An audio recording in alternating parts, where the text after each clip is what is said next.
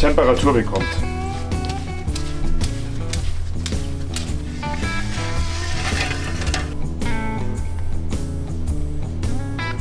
Ja, läuft auch. Läuft, klar, läuft. Sehr gut. Ich will eine Pizza Salami und muss dann eine Salami essen. So unterschiedliche. Du kannst dann einmal Schinken, einmal Salami, einmal so, einmal so.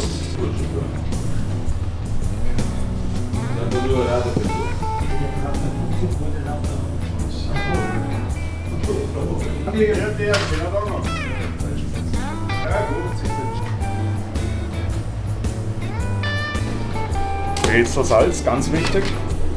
Gehört auch eine Brezel, ist wichtig. Muss sein. Manche mögen es zwar nicht, aber es muss sein. Eine Butterbreze anlegen. Gerade frisch gemacht. Wunderbar. Fleisch mit Gemüse. 3 Stunden kochen, richtig schön.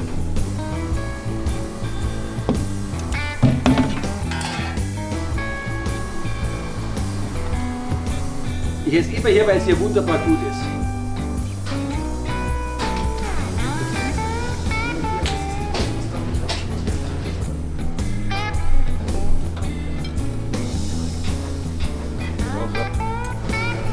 Exzellent.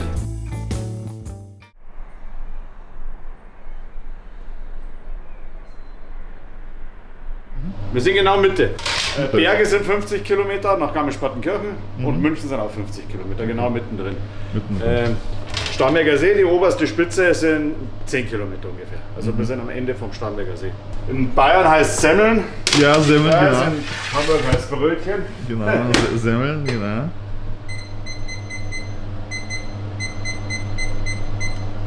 So. Und wir machen Pizza Slices, so Pizzastücke, amerikanischer Stil.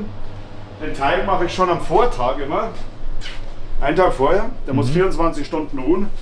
Und den habe ich jetzt hier schon vorbereitet. Ja. Den habe ich schon aus der Kühlung, dass er ein bisschen Temperatur bekommt.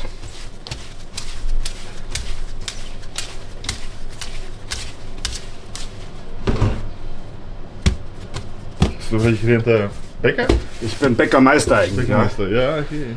Ich habe Bäcker gelernt, habe meinen Meister gemacht und wollte mich eigentlich als Bäcker selbstständig machen, aber ging nicht. Nee?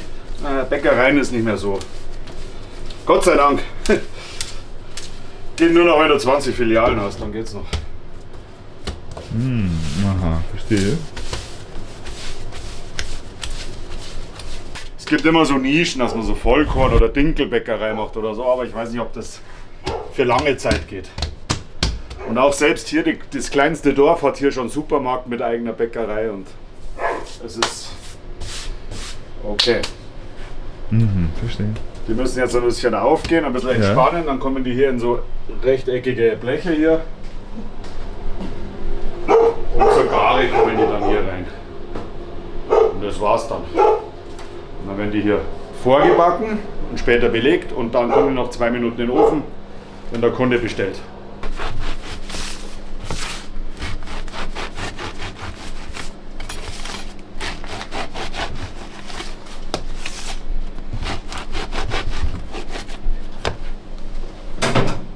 So, dann kommt unten Olivenöl.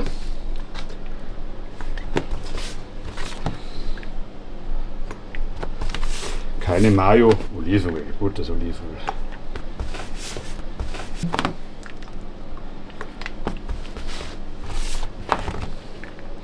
Und das Menü von Anfang an war gleich? Also, dass du jetzt mit. Nein, insgesamt. Hast du getestet das mal? Genau. Ich bin jetzt im 22. Jahr schon hier und es hat sich natürlich immer viel verändert in den 20 Jahren.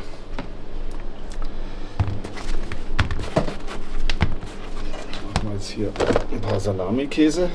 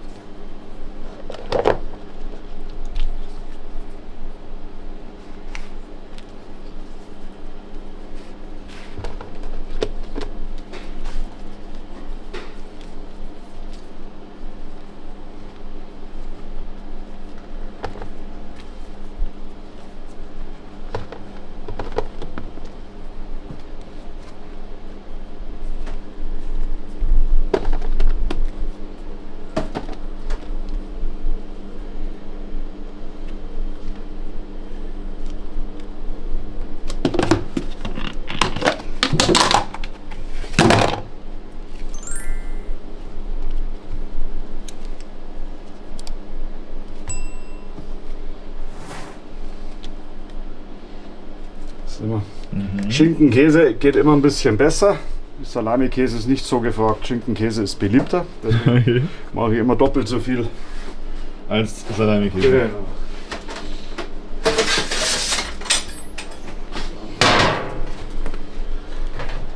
Das ist ähnlich wie die Pizza Slices. Das kommt 2 Minuten in den Ofen, wenn der Kunde bestellt, und dann fertig. Also der Käse schmilzt. Genau. Und das ist der Vorteil, dass ich Pizzaofen vorne habe, der hat 380 Grad, 390 Grad, dann geht das natürlich sehr schnell dann.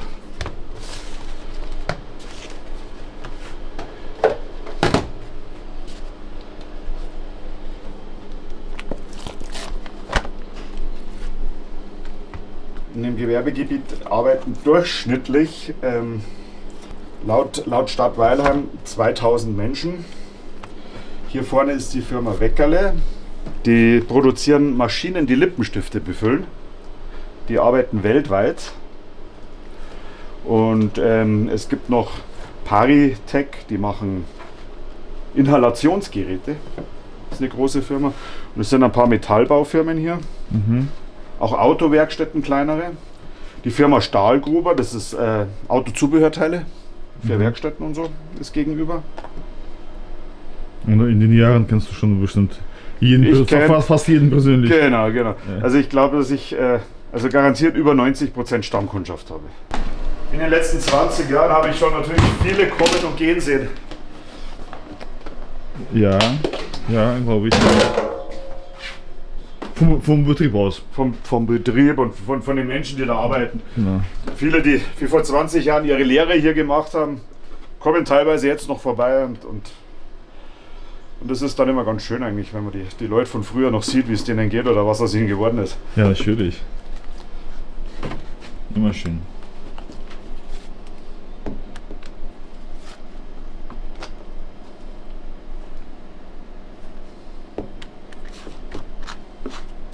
Und dann immer auch hier ansässig oder von irgendwo? Nein, ich bin aufgewachsen in Gauting, das ist ein kleiner Vorort von München, also ein bisschen näher an München. Und bin dann eben vor 25 Jahren hierher bezogen. Aber auch vom Süden? Also Ja, ich bin Bayer. Ich bin Bayer, Starnberg geboren. Starnberg ist ja auch nicht weit. Starnberg kennt man, oder? Starnberg. Starnberger See. Da bin ich geboren und auch aufgewachsen. Es war hier der Familienbetrieb. Wir hatten hier eine Autovermietung hier. Das ganze Grundstück war am Anfang eine Autovermietung. Wir waren ein Familienbetrieb, hat mein Vater gegründet. Gab es 58 Jahre lang. Dein Vater? Ja, hat die Autovermietung gemacht hier. Statt hier Genau, selbst? Okay. Genau. Und naja, im Laufe der Jahre ist das Geschäft immer schwieriger geworden. Dann kam Corona, und dann haben wir die Autovermietung aufgegeben.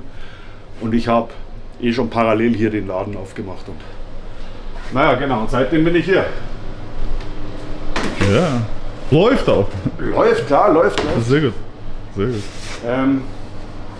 Ich bin mittlerweile oder momentan der Einzige hier im Gewerbegebiet. Früher waren immer mal andere Döner und solche Sachen hat es immer mal gegeben, aber immer nicht lang. Also die haben immer 1-2 Jahre gemacht und dann war nicht mehr. Momentan bin ich der Einzige, der hier sein Glück versucht. Mehl, Wasser, Hefe, Salz. Und das war's eigentlich. Ist ja für Pizza. Der ist aber, ja genau, der ist für Pizza Slice. Das ist ein bisschen dicker, so amerikanischer Stil. Siehst du nachher, wenn es fertig sind. Deswegen geht der ein bisschen mehr auf. Da ist ein bisschen mehr Hefe drin wie bei dem anderen. Und ein paar Löffel Öl? Auch nicht? Olivenöl ist noch drin, genau. Olivenöl kommt ganz zum Schluss noch ein bisschen. Olivenöl ist ganz zum Schluss noch ein bisschen, dass der Teig ein bisschen geschmeidiger wird auch. Und ja, das Hauptding ist natürlich, wie man den Teig macht. Das heißt, ich mache den Tag vorher. Ich wohne hier auch. Das heißt, ich kann hier schnell reingehen, mache den Teig, bereite den vor. Und am nächsten Tag, also 24 Stunden muss der liegen. Und zweimal die Woche, Mittwoch und Freitag machen wir normale Pizza, also klassische Pizza mit dünnen Teig.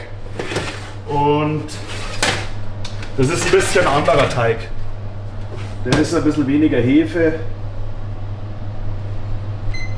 Noch frische Hefe? Oder? Ich nehme Frischhefe, ja genau, ich nehme Frischhefe. Und obwohl der Unterschied jetzt nicht so groß ist. Den Geschmack merkt man nicht? Nein, Geschmack merkt man gar nicht. Nein. Nee. Also gepresst oder? Die andere ist ja nur getrocknet. Also, der Geschmack entsteht hauptsächlich durch die Teigruhe, durch die Zeit, die der Teig zum Entwickeln hat. Es bauen sich Gluten ab, also wenn die Leute sagen, oh, ich vertrage keine Gluten, eine ordentliche Pizza, kein Problem. Sehr bekömmlicher Teig dann. Welcher Teig? Wenn Leute sagen, sie vertragen keine Gluten, sie vertragen keinen Weizen. Ja. Also ein Pizzateig, der 24 Stunden geruht hat, ist kein Problem. Der ist auch viel verträglicher wie normaler Teig. Aber so, dann tun wir nebenbei noch diese Brezeln in den Ofen. Brezelsalz, ganz wichtig. Gehört auch mit Brezel, ist wichtig. Muss sein. Manche mögen es zwar nicht, aber es muss sein. Gehört auch zu Bayern, ne? Brezel ist klar, ist Bayern, ja. Brezel ist Bayern. Ich glaube, ich war vor 40 Jahren in Eckernförde bei der Bundeswehr. Wir hatten noch Wehrpflicht. Und da gab es keine Brezen. Brezen gab es da nicht. Im hohen Norden Brezen. Und es gibt bei uns Weißwürst. Weiß nicht, ob ja, das Begriff ist. Ja. Ist ja auch bayerisch. Und die muss man mit Brezel essen. Also da gibt es nichts anderes. Und da gibt es süßer Senf, nicht normaler Senf, süßer Senf, ganz wichtig. Heute gibt es Käseknacker. Ab und zu mache ich auch Currywurst. So alle 2 Wochen, alle 14 Tage, 2 Wochen variiert es. Mal scharfe Bratwurst, mal Thüringer Bratwurst, mal ganz verschieden, dass die Leute Abwechslung haben. Also Currywurst gibt's auch? Currywurst gibt's auch, genau. Wohl, glaube ich, da gibt es auch regionale Unterschiede. In Bayern ist Currywurst immer eine rote Wurst. So Berlin und so ist ja oft mal eine weiße Wurst. Meinst du das Bockwurst? Oder? Nein, das ist eine rote Bratwurst. Rote Bratwurst? Also. Rote Bratwurst. Also die wird extra gemacht. Zeig dir das mal. Ich habe gerade welche da. Diese Woche. So sehen die aus. Das ist eine Curry-Bockwurst. Das ist praktisch wie eine Bockwurst. Und das in der Masse ein bisschen Curry schon mit drin. Aha, verstehe, ja, verstehe.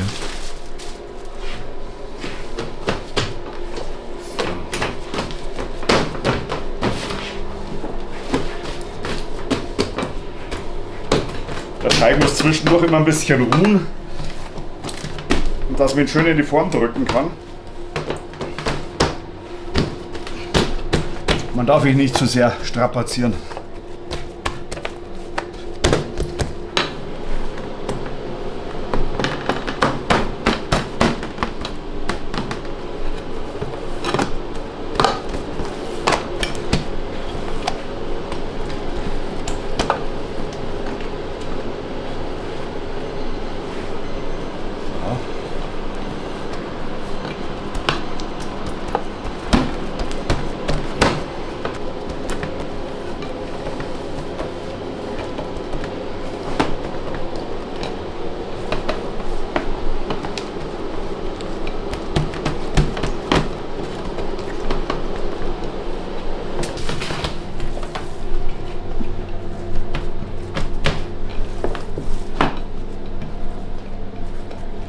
Also auch nicht rund, sondern Genau, damit man das auch schneiden kann. Genau, da kann man die schöner schneiden.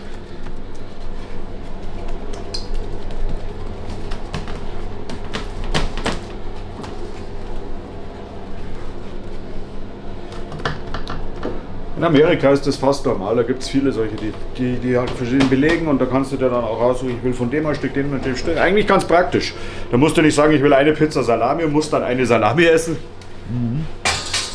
So eine unterschiedliche. Du kannst sagen, einmal Schinken, einmal Salami, einmal so, einmal so.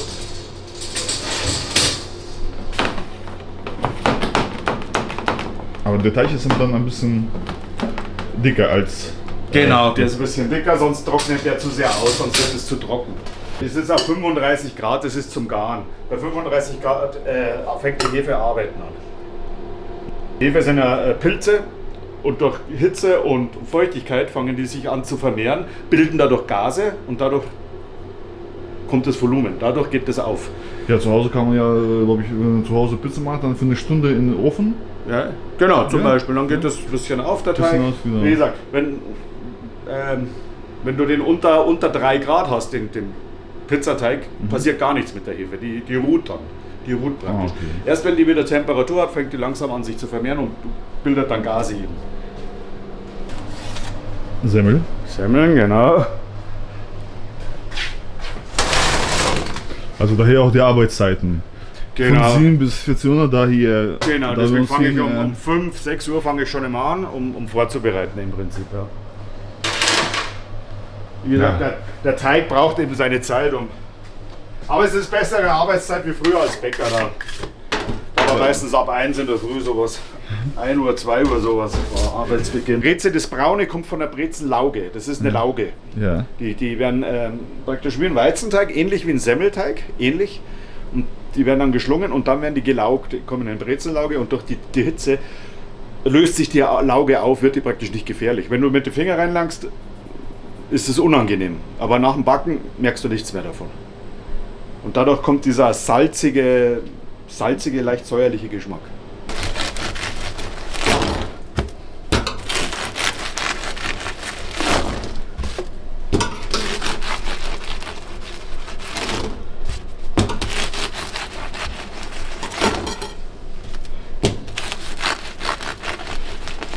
Ich war damals, als ich Meister gemacht habe, sehr jung. Ich war 23 und mir wollte keiner seine Bäckerei verpachten. Ich habe 3 oder 4 Absagen bekommen. Da habe ich gesagt, okay, jetzt mag ich nicht mehr. Die haben alle gesagt, ich bin zu jung. Und dann habe ich einen guten Job bekommen als Produktionsleiter in München. Und war dann halt jahrelang der Produktionsleiter. Aber ich wollte mich eigentlich immer selbstständig machen. Und irgendwann bin ich halt darauf gekommen, ich mache halt so einen Imbiss auf mit Pizza und mit solchen Sachen. Hier ist mal, wo dein Vater ansässig war. Genau. Mein Vater hat mich im Prinzip drauf gebracht. Er hat gesagt, oh, hier gibt's nichts. Mach halt hier sowas.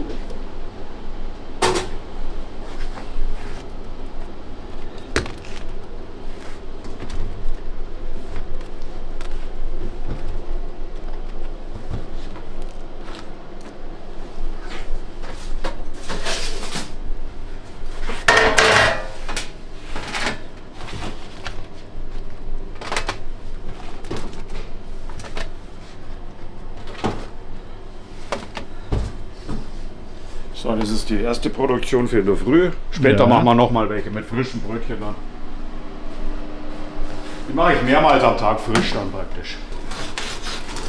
Also als Bäcker muss man sich wirklich an etwas andere Arbeitszeiten umstellen. Ja, auf jeden Fall. Also Rhythmus ist ein bisschen anders. Rhythmus ist anders. Ja. Es dauert auch sehr lange, wenn man aufhört als Bäcker wieder normal zu schlafen und normal zu.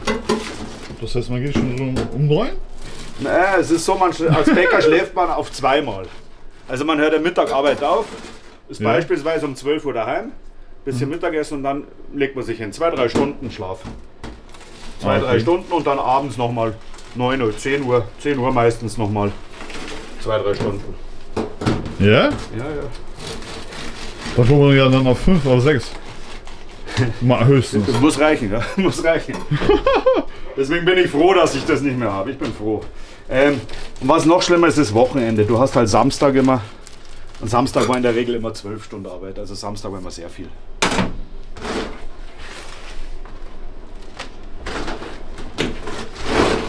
Und mittlerweile ist ja auch Sonntag. Als ich noch Bäcker gelernt habe und so, war noch Sonntag Backverbot. Da durfte man nicht arbeiten sonntags. Und mittlerweile ist ja Sonntag auch ein normaler Betrieb. Also da darf man dann schon arbeiten. Als Bäcker. Als Bäcker, genau. Und das ist doch relativ unangenehm, wenn man Familie hat.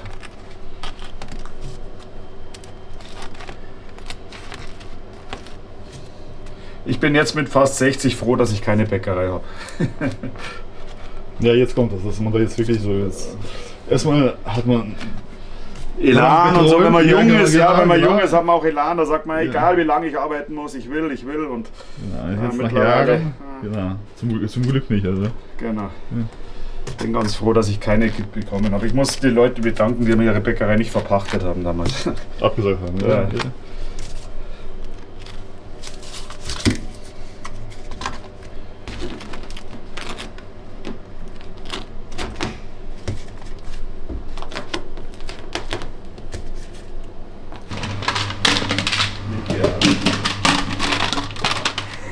Das sind die ganzen Zutaten für Pizza. Natürlich. Eine Butterbreze an die. Gerade frisch gemacht. Wunderbar. Wahnsinn. Wie alles bei Ich habe dir. Beweise, frisch gemacht. Wie alles Frisch gemacht. So, das sind Fleischpflanzel. In Hamburg Frikadelle. Buletten. Buletten. Also Frikadelle ist, glaube ich, Berlin oder so. Also überall in Deutschland sagt man anders dazu. Ich weiß nicht warum. Fahrradpraline. Ah, oder so, genau. Genau. Ja. Die werden auch von der Metzgerei Haller geliefert. Die sind tiefgefroren und die tue ich bloß ein bisschen auftauen und aufwärmen. Du weißt doch, was schaffen. Der Obi Reiter, der muss jetzt in die Stichbahn mit dem So, das sind jetzt die ersten Pizzastücke. Jawohl. Das erste für Pizzastücke, das wird einmal umgedreht hier. So. Das ist praktisch jetzt nur vorgebacken. Die nehmen wir hier rüber damit. Dann kommt die Tomatensauce drauf. Die wollen doch beide. Wollen doch nicht Brokkoli. Nein, die haben auch Stichwahl. Ja, ich hab's mir gedacht. Also gestern haben sie gesagt, Stichwahl mit dem, Mit Grünen. nein, mit dem Radlverkäufer.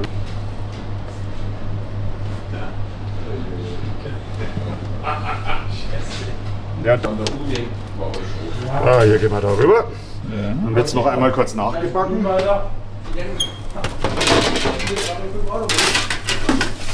So, das sind die Schnitzel.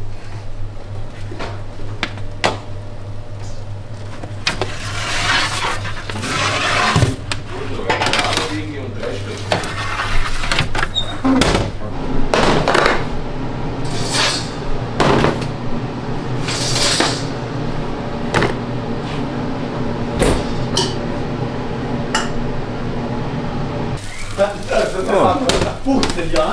Das sind dann Pizzaslice, die werden dann geschnitten noch, vorbereitet und belegt. Und dann kommen in die Auslage und wenn der Kunde kommt, 2 Minuten in den Ofen nochmal und dann ist es perfekt. Bei dir. Ah, die.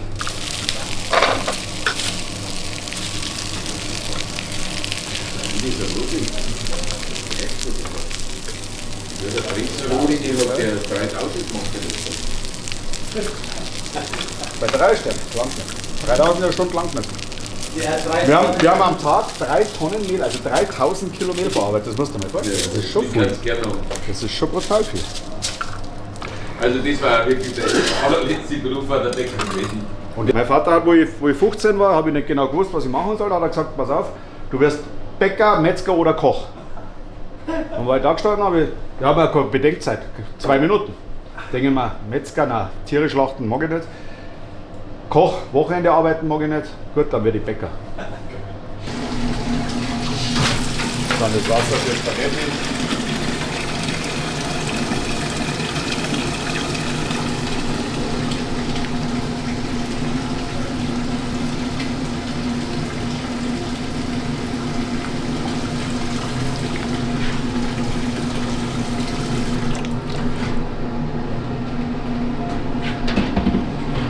Soße habe ich auch schon vorbereitet. Kommt immer einen Tag vorher. Bolognese oder Gulasch immer einen Tag vorher, dass es richtig schön durchzieht. Nur dann ist es gut. Mehl kaufe ich immer von einer kleinen Mühle. Ich bin Bäckermeister, da sage ich Qualität. Kein Industriemehl, sondern gutes Handwerkmehl. Viele sagen, merkt man keinen Unterschied. Ich finde schon, ich merke Unterschied. Ja? Ich merke Unterschied.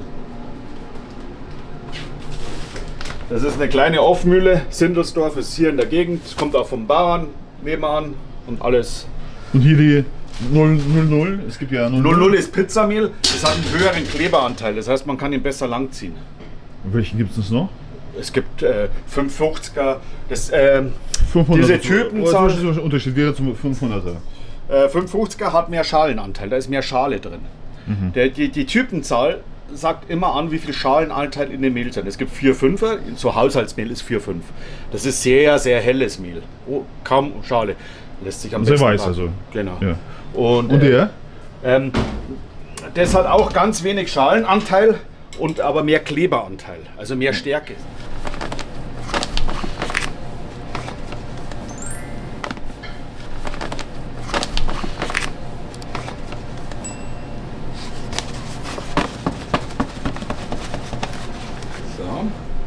Je höher diese Zahl ist, desto dunkler ist das Mehl im Prinzip. Und desto dunkler wird auch die Backware danach. Bei Mehl sieht man es gar nicht so wahnsinnig, aber später dann. Wenn der Teig gemacht ist, dann sieht man es richtig gut.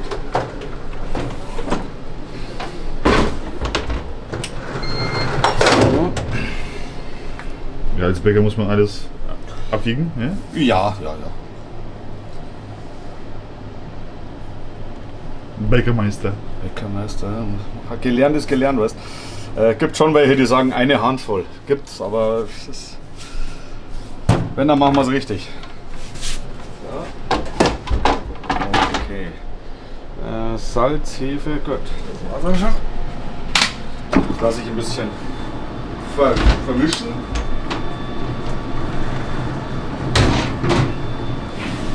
Also Hefe, Salz, Hefe, Salz, Mehl und dann kommt noch Jetzt Wasser. Wasser. Genau. Ganz kalt.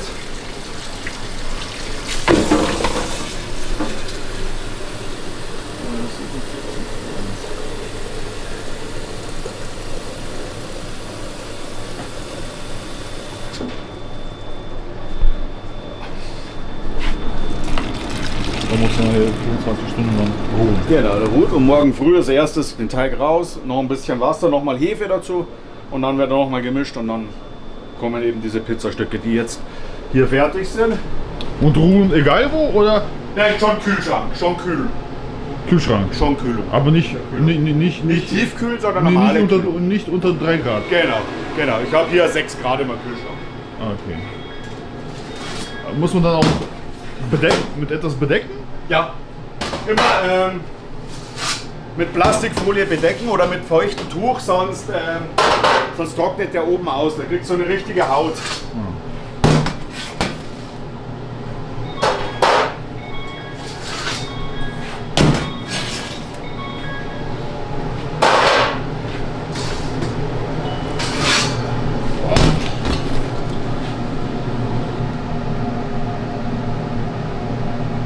Jetzt ist dieser Teig soweit fertig. Kommt jetzt hier rein.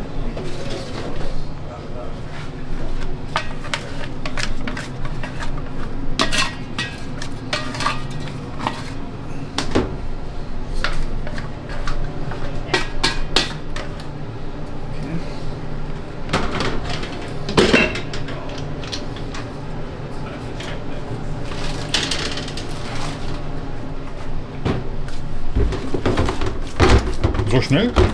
Der ist schon fertig, aber der morgen noch mal ein bisschen geknetet.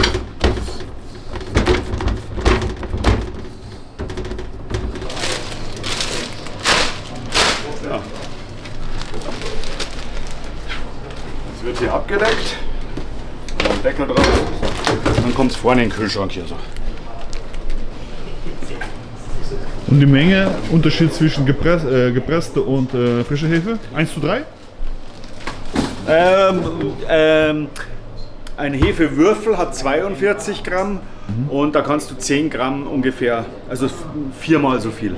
Ein Viertel ist die Das heißt, ich würde gepresste 10 Gramm nehmen. 10 Gramm, genau. Ja? Mhm. Genau, richtig.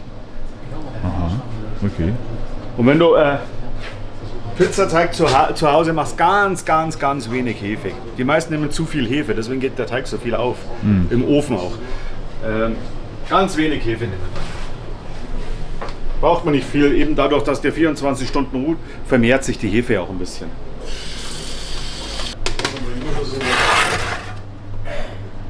Ja, ich habe letzte Woche ein Auto hingebracht, weil ich wollte eigentlich nur das Auto schnell. Machen wir die schnell nächsten Semmeln noch? Ja. Ich habe eine halbe Stunde mehr was von Platuren an. Ich habe nicht mal angefangen, er? Ja, der war, also, der hört nicht mehr an.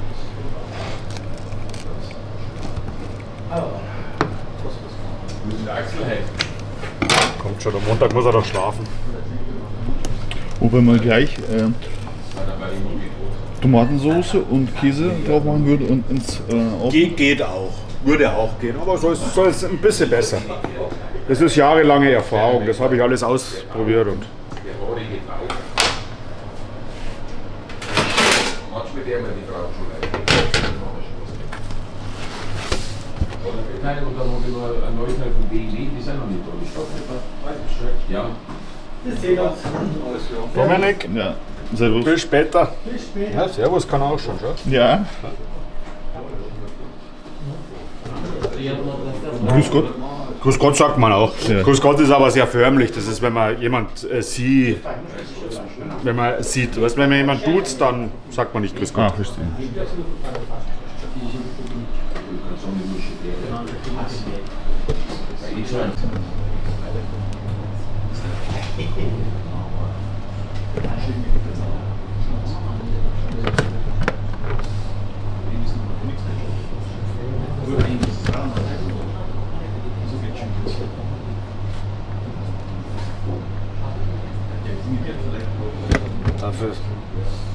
Dadurch, dass wir die zweimal backen, wird die Kruste ein bisschen fester, ein bisschen dicker. Zweimal hin. Zweimal, einmal hier und einmal da backen. Dann wird die Kruste ein bisschen dicker und ein bisschen knuspriger. Und insgesamt, wie viele Minuten der Teig braucht? 10, 12, 15 Minuten. 15 Minuten.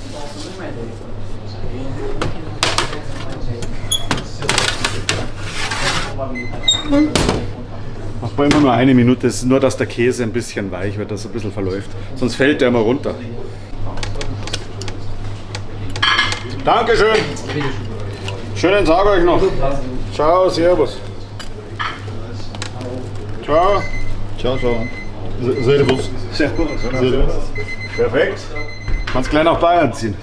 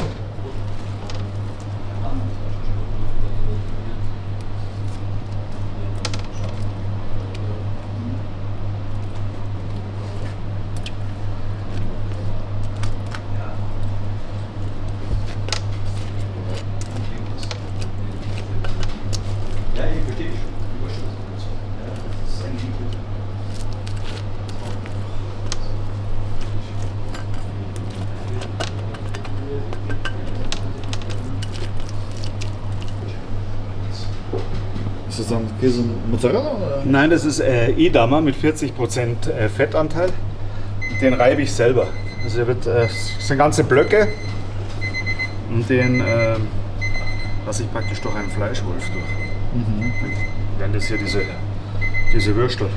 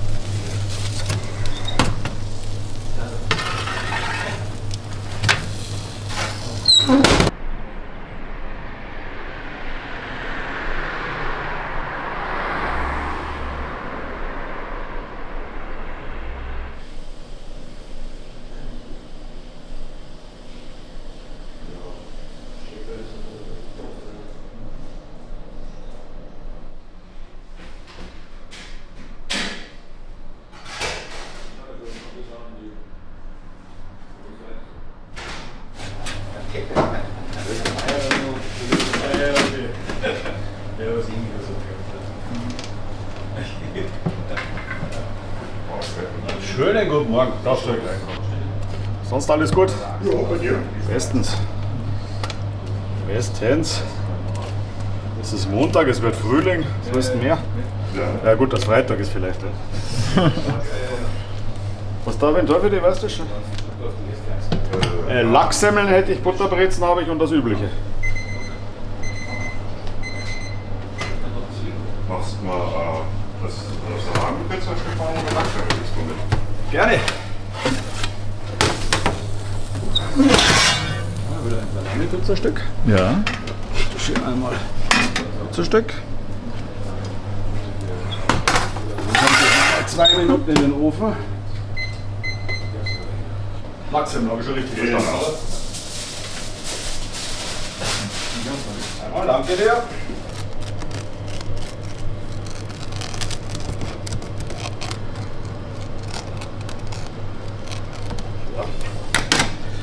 Ich habe hier auch Lineal, aber ich mache es freihändig. Ich habe schon ein paar tausend Stück, dann kann man das. Das stimmt ja fahren. leider. Ja.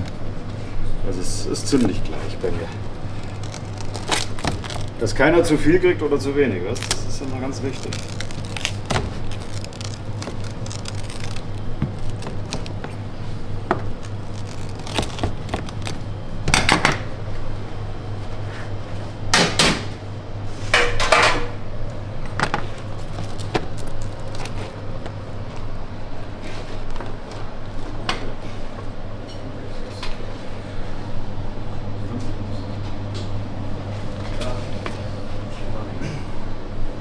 So, machen wir hier. Machen wir ein paar Thunfisch. Und welche von allen ist dann die beliebteste? Mit Salami oder mit Ja, Schinken? eigentlich Salami, ja doch. Eigentlich Salami. Kann man schon sagen, doch. Ja, Salami. Salami? Thunfisch ist auch viel, wird halt viel von Moslems gegessen, Thunfisch, die kein Schwein essen.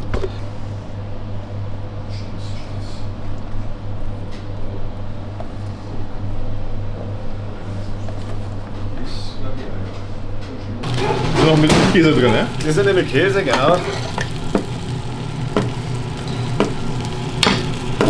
Hier sieht man, wie der Käse ein bisschen rausläuft, schön knusprig.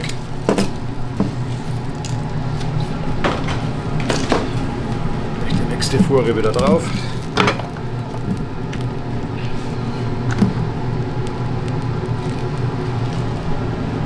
Vorne in die heiße Theke mit rein. Das ist aber eine alte Geschichte. Früher hatten die Metzger keine Möglichkeit, die vorzubrühen. Das heißt, es war roh, dieses Fleisch war roh. Ja, verstehe. Und nach 12 Uhr war das schlecht. Okay. War verdorben praktisch. Und deswegen sagt man immer nur, Weißwurst nur bis 12 Uhr. Heutzutage ist anders. Heutzutage wird die Weißwurst vorgebrüht. Das heißt, sie ist schon gegart. Also hält die sich auch ein paar Tage. Also kein Problem. kann man Aber ganz früher Tag war das. Und deswegen isst man Weißwurst in Bayern auch oft am Wochenende zum Frühstück. Mit Bier. Weißbier dazu. Schönes Weißbier. Und Weißwurst, super. Ich mag Weißwurst auch, aber nur mit Bier.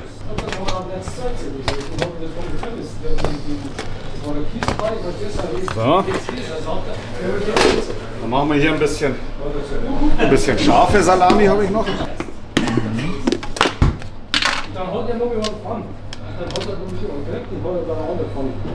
Diablo. Genau, Diablo. Da habe ich auch Jalapenos, also scharfe Pepperoni praktisch. Ist ein bisschen scharf. Wird auch sehr gern genommen, aber es gibt viele Leute, die kein Schaf essen. Also die essen Die mögen keine scharfe Sachen.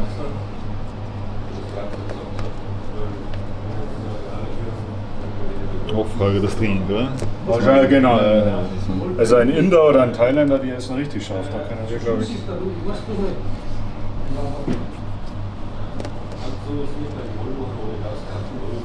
Ich mache hier zum Beispiel Öle selber. Das ist hier Chiliöl. Das ist richtig scharf. Also das ist, wenn einer richtig scharf mag. Aber da haben schon viele Leute dann aufgegeben, haben gesagt, nein, lieber nicht.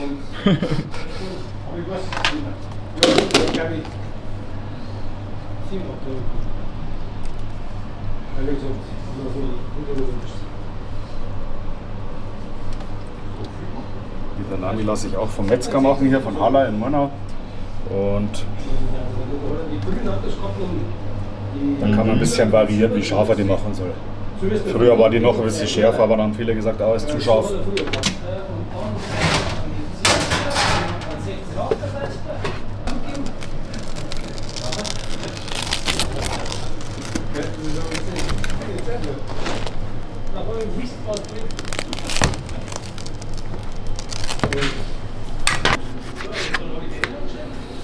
Solche Sachen werden immer frisch gekauft. Ich habe das große Glück, hier 2 Häuser weiter ist C&C Großhandel, Großmarkt für Gastronomie. Und dann kann ich in der Früh immer einkaufen. Gell? Deswegen kann ich das immer gleich frisch holen. Da brauche ich nicht viel großartig lagern. Immer nachkaufen. Immer jeden Tag frisch kaufen. Das ist praktisch mein Lager oder meine Speisekammer ist da drüben gleich.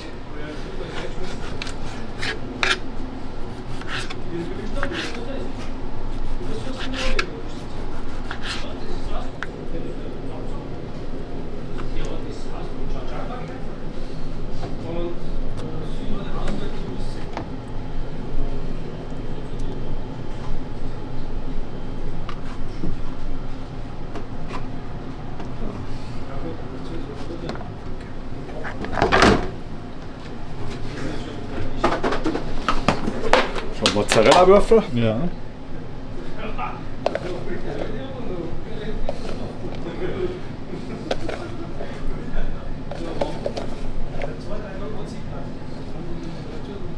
Im Ofen verläuft es dann schön, also es sieht das super aus.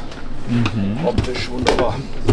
Schmeckt natürlich auch gut, logischerweise. Richtig, sehr wichtig. Ja.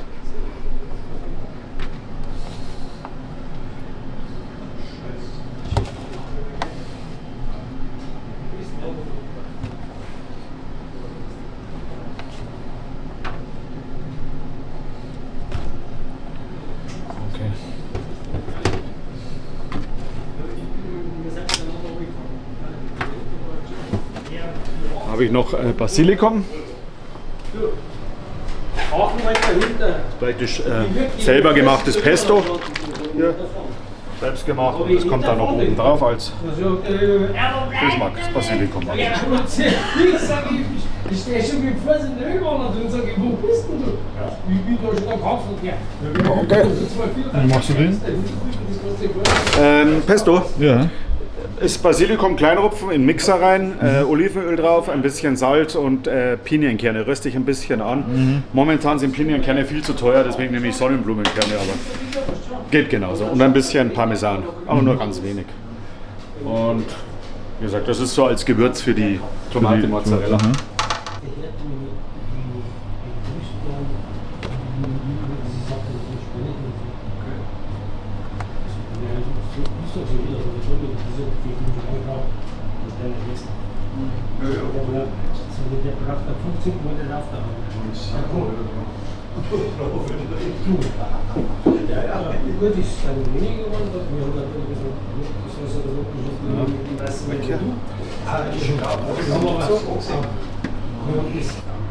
Vielmals. Servus, Andi. Ja, der, schöner Tag noch. 3,50 bitte schön. Danke. Grüß dich. Servus. Bitte schön. Ja, aber die Regenwachsen, da haben wir ein Geschmackwerk, da gibt es noch ein Unterstück und das ist Lange sind wir drin. Servus. Ciao, servus, danke. bei dir, weißt du das auch schon? Den Schinken und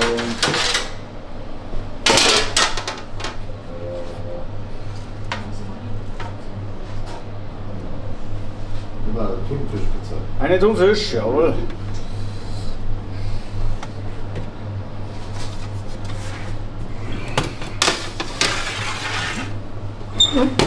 Das dauert 2 Minuten. Schnitzelbrötchen. Genau.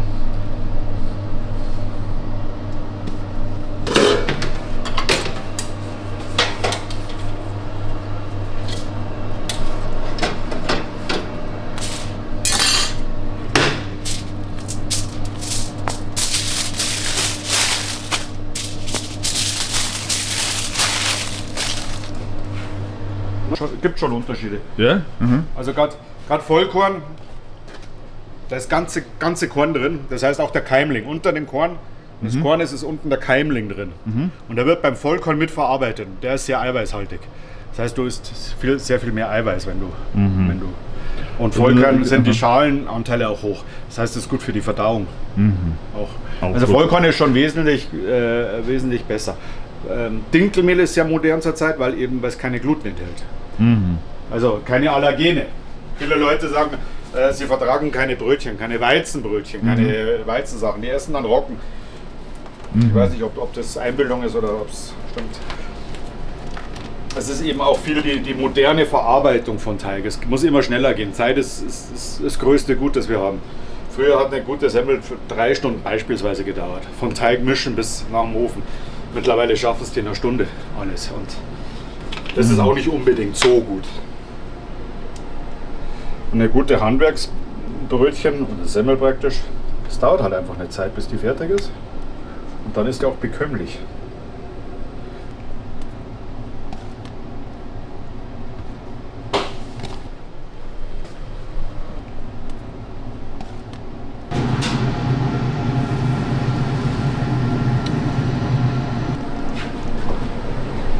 Und Rezept eigenes? Ja. Ohne Fertigsoße, ohne Fertig, denke ich, ist richtig mit Fleisch, mit Gemüse, mit richtig 3 Stunden kochen, richtig schön.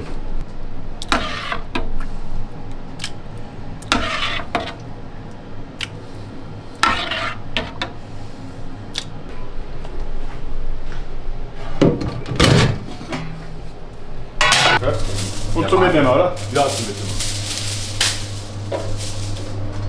Das mit der Barbecue-Soße da halt. Ein paar Zwiebeln drauf, zwecks Gesundheit, Genau. zwecks der frischen Luft. So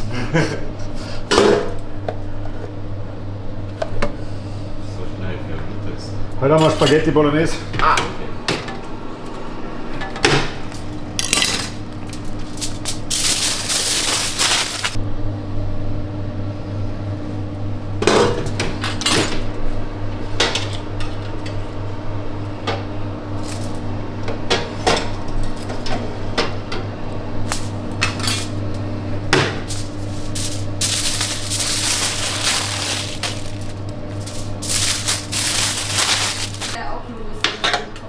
Cocktail.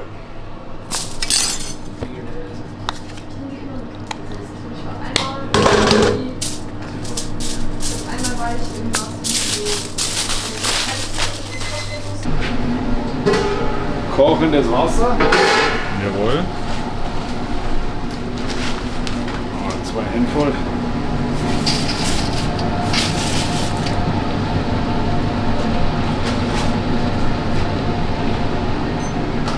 Probieren wir mal 7 Minuten. Ja. Ich stelle immer einen Wecker, vorsichtshalber. Ja, wenn du. Vergesslich, in meinem Alter, weißt du, vergisst man alles. Ach, Quatsch. Lieber. Das ist ja auch Gewohnheitssache, weil du, Ja, weil du sicher. Bäcker bist, dann. Ja. Ja, ist Ja, aber auch vorne, ich stelle lieber, ich gehe auf Nummer sicher. Und wir machen auch kein Öl drauf. Andere machen dann Öl drauf, dass sie nicht zusammenkleben. Mache ich nicht, weil ich will keine öligen Nudeln haben. Wir machen, ich tue dann ein bisschen Wasser drüber, dann lösen die sich auch, dann kleben die auch nicht mehr zusammen. Also besserer Trick, finde ich. Guten. Hi, grüß dich. Leberkassemmelchen. Was drauf? Was Süßes. Was Süßes.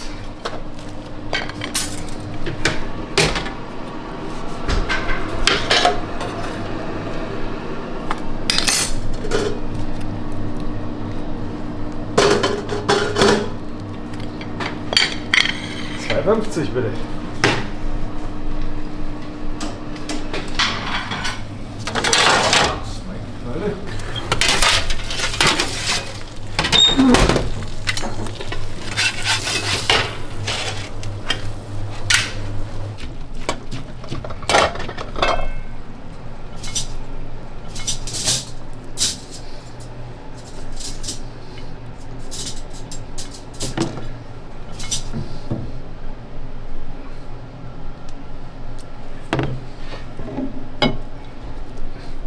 So, Bella. Ich wünsche dir viel Spaß damit. Danke dir, merci. Wo ist dein Top? Dein Vorarbeiter? Der ist halt Gartenbau. Oh. Ja gut, der hat auch schon flexible Arbeiten, gell? Ja.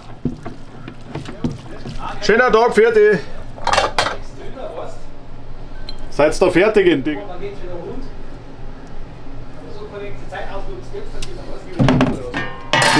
Das ist ja der riesen Vorteil, dass er sowas hat. Ich esse immer hier, weil es hier wunderbar gut ist.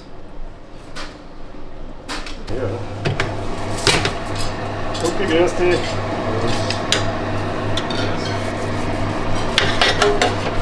Süß.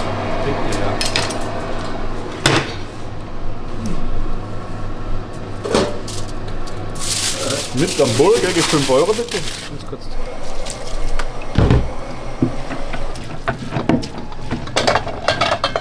Das sind die schön locker, die Nudeln. Brauchen wir gar kein Öl. Das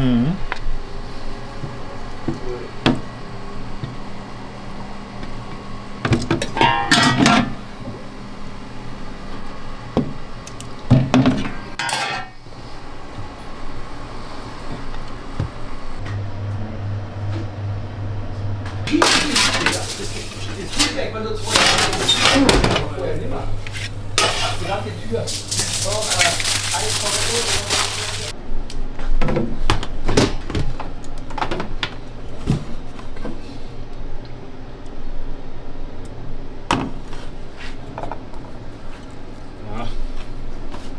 Noch Pizzastücke. Pizzastücke habe ich, ganze Pizza habe ich nur noch Mittwoch und Freitag. Aber ich kann dir hier Pizzastücke Schinken auch machen, wenn du willst. Einmal Schinken Champignon? Okay, gern.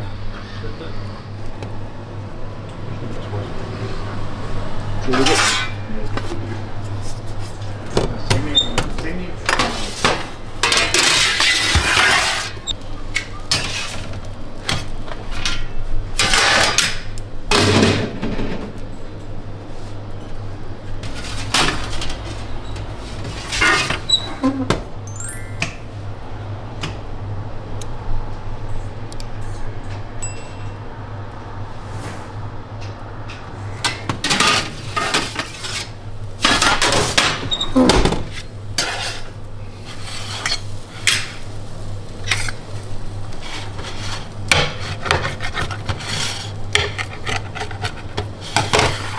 Alle 3 Schinken? Gell? Ja, dreimal Käse.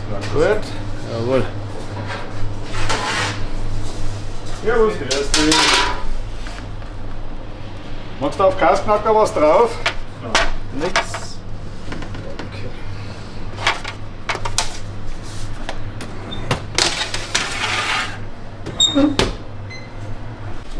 Danke dir vielmals.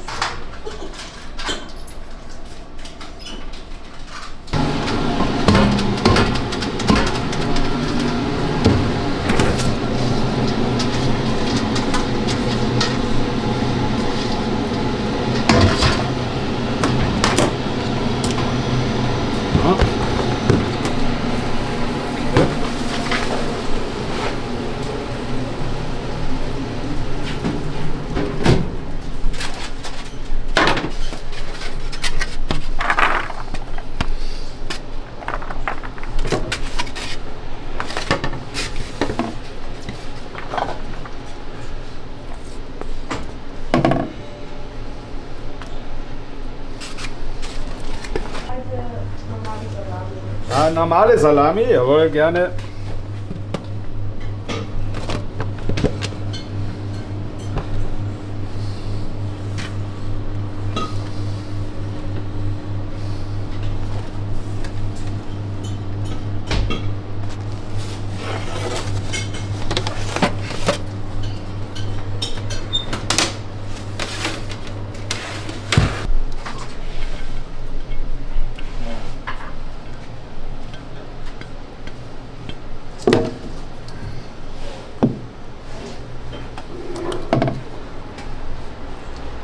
Gern.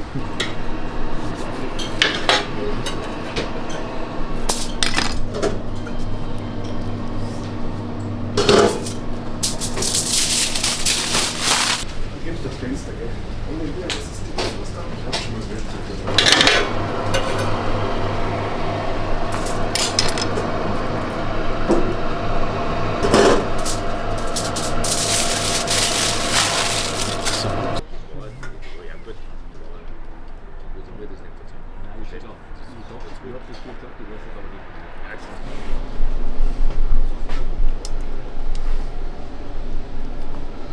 Also bei Andi wird jeder satt.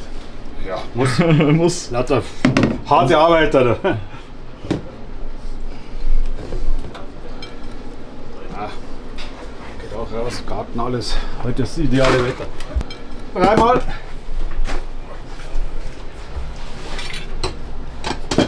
Gut, dann lasst es euch schmecken.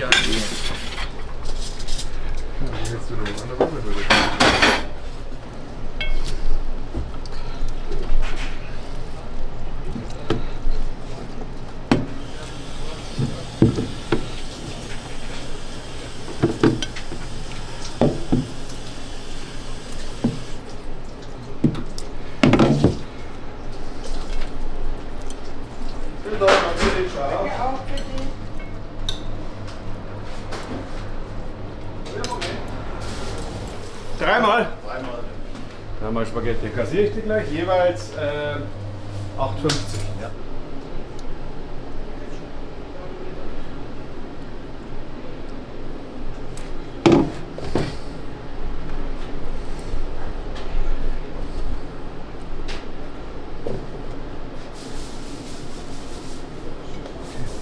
Gut, ja.